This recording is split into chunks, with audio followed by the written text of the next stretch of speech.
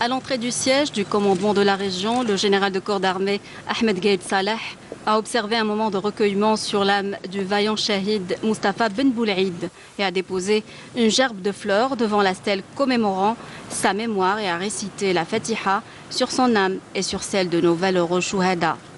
Ensuite, et au siège du commandement de la 40e division d'infanterie mécanisée, le général de corps d'armée a suivi une présentation animée par le commandant de division, directeur de la 3e et dernière étape de cet exercice,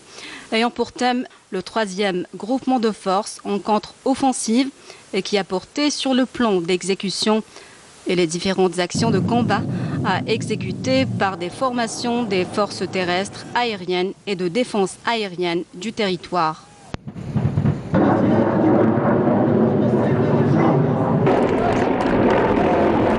Au niveau du champ de tir et de manœuvre de la division, le général de corps d'armée a supervisé de près les différentes phases de l'exercice, exécuté avec un haut niveau de professionnalisme, concrétisé à travers une étroite coordination entre les formations engagées et un strict respect du plan d'action et de timing, ainsi qu'une grande précision de tir, ce qui illustre le fruit d'une rigueur dans la préparation, la planification et l'exécution des différentes actions de combat. En veillant personnellement à l'établissement d'une évaluation objective du déroulement de l'exercice Iqtisah 2018, le général de corps d'armée s'est réuni avec les cadres et les éléments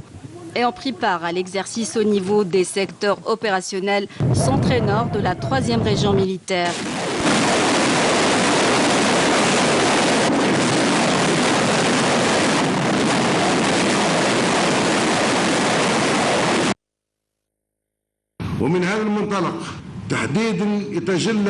Dans ce sens précisément s'avère le raisonnement dialectique et logique entre la véracité de la concrétisation des programmes de préparation au combat et le mérite de la réussite des exercices tactiques d'essai. De cela se confirme davantage la crédibilité de l'ensemble du système de formation, une logique qui nous a incités en tant que haut commandement, appuyé par le soutien indéfectible et les orientations de son Excellence, Monsieur le Président de la République, chef suprême des Forces armées, ministre de la Défense nationale, à veiller toujours à atteindre un niveau supérieur en matière d'interopérabilité, notamment sur le plan de la synergie des efforts de préparation et de formation.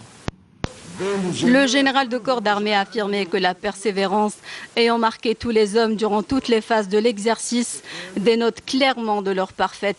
assimilation des programmes de préparation au combat et de leur immuable engagement à accomplir leur devoir quant à la réussite de ces efforts considérables de préparation.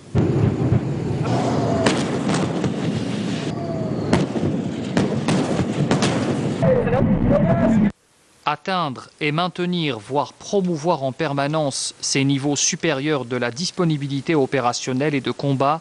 constitue une mission dont le rôle principal incombe au militaire lui-même. De surcroît, ce comportement se raffermit davantage durant des années de préparation au combat de différents niveaux et étapes. À l'issue de cette rencontre, le général de corps d'armée a suivi les interventions des personnels des unités des secteurs opérationnels centre et nord qui ont exprimé leur grande fierté et honneur d'appartenir à cette prestigieuse institution qu'est l'armée nationale populaire, digne héritière de l'armée de libération nationale. Ensuite, le général de corps d'armée a passé en revue des unités de la 40e division d'infanterie mécanisée et ont pris part à l'exercice Iqtisah 2018.